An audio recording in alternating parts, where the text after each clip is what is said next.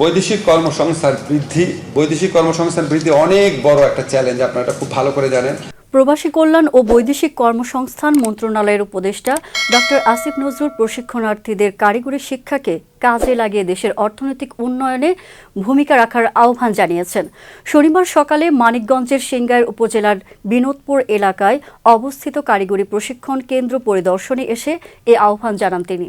Doctor Asif Nazrul কেন্দ্রের সার্বিক কার্যক্রম পরিদর্শন শেষে বিভিন্ন ট্রেডের প্রশিক্ষণার্থীদের সঙ্গে মতবিনিময় করেন এবং তাদের সমস্যাগুলো শুনে করণীয় বিষয়ে দিক নির্দেশনা দেন।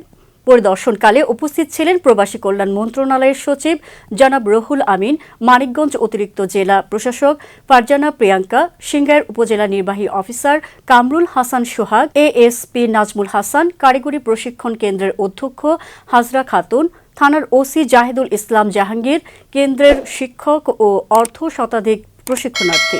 এই উদ্যোগের মাধ্যমে প্রশিক্ষণার্থীদের দক্ষতা বৃদ্ধির পাশাপাশি স্থানীয় ও আন্তর্জাতিক কর্মসংস্থানে তাদের সক্ষমতা বাড়ানোর উপর জোর দেওয়া হয়েছে।